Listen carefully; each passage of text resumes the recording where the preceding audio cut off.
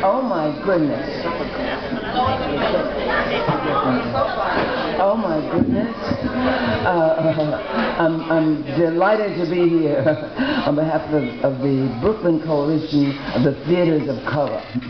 We started out with the theaters of community theaters.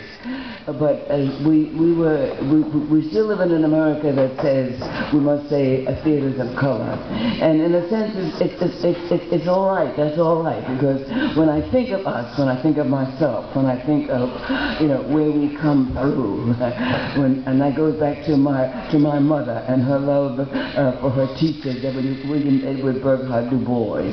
When I think of growing up in Harlem, when I think of the American Negro Theater and the basement there, when I think of people like Woody King and Sonia Sanchez, when I think of my friend Jackson, Esther.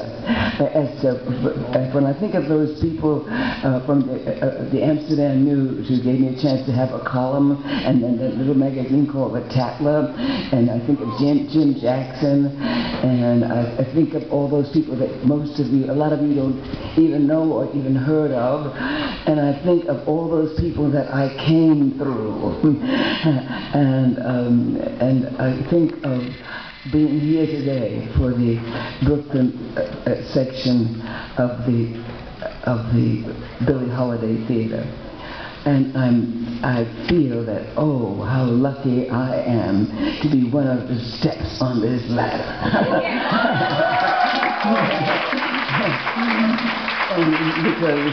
Because that's what we are on this climb to the next generation of the magic creations that we as human beings are. How astonishing as creations each of us is. And so I stand here, not with an "oh shucks," but oh my God, look who I am. Look where I come from.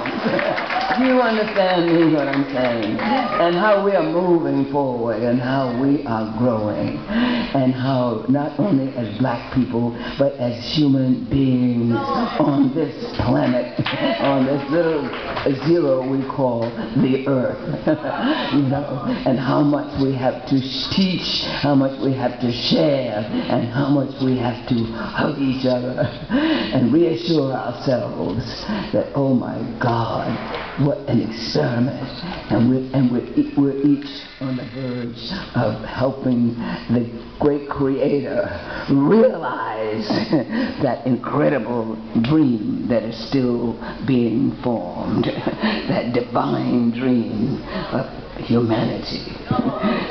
So, I feel good. I can't say, oh, shucks. All I can say is thank you, God, for letting me do my little part.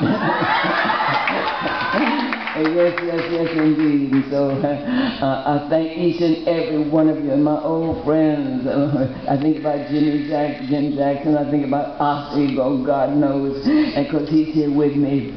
And I think about my daughter, my oldest daughter, Nora, who when we were going to be 50 years married, she said, well, what are you and Daddy going to do? How are you going to celebrate? I said, well, we're going to take a vacation or something. He said, well, why don't you write a book? And so, that's how that all came about. Because from the mouths of babes, and everything. And so that's why we started writing the book. And and it was like a honeymoon, because we had to go to a hotel just to find the solitude and to get ourselves together. And so that had its ramifications and stories. But anyway, I'm here now, and with one of the, and I feel the crown on my head, and I want to thank you all. You know, I thank everybody here for coming out to salute me.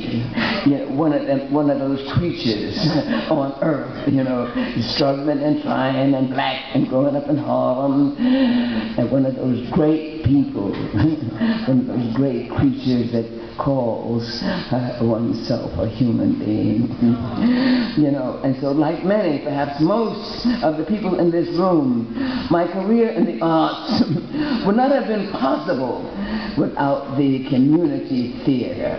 It's where I got my start as an actor in the little basement theater of the 135th Street Library. And it's also where, years later, I found my voice as a writer.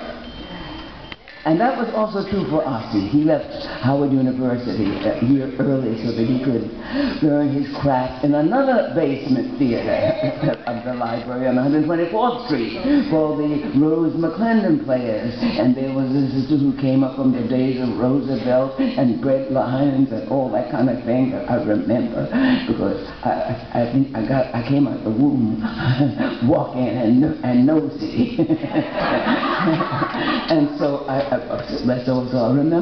remember all that, bread lines and that kind of thing, what my mother did and how she progressed as somebody who was lucky with the numbers and lucky with the horses, and also because she couldn't borrow any money from the banks, but she knew how to get around that.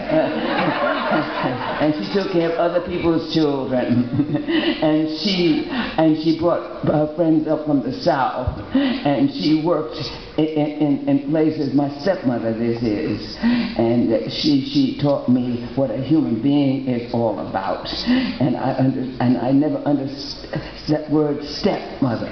You know, it made me realize that when we care for each other, all those people who looked out the windows and watched us go into the store were our mothers and our fathers.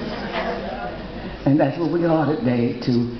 We are the community folks. That's what we are here. And that's where we're going. We're walking with the community. And that's why we're going to make progress and make our species proud. I'm going to read these words my daughter wrote for me. And that was also true for Ossie. He left Howard University a year or so early so that he could learn his craft in another basement theater. You know, I told you that. That library on 124th Street. I think of those people like Abram Hill and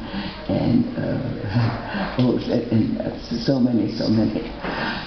And though we met on Broadway, Ossie and I recognized that our life together was in so many ways a product of the community theater.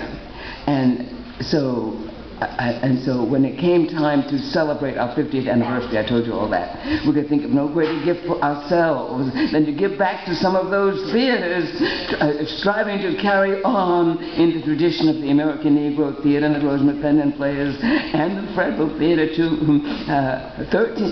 13 years later, it is so gratifying to see how far this coalition has come. And while I'm pleased to accept this award, I'm pleased to accept this award. I'm pleased to accept this award as much as I've been pleased to accept any award, and maybe more, because something that comes from home, a home-cooked meal, is always a different kind of meal. And while I'm pleased to accept this award, I want you to know it is your continued success, our continued success that truly honors me, that truly honors all of us. And I want to thank you. Thank you.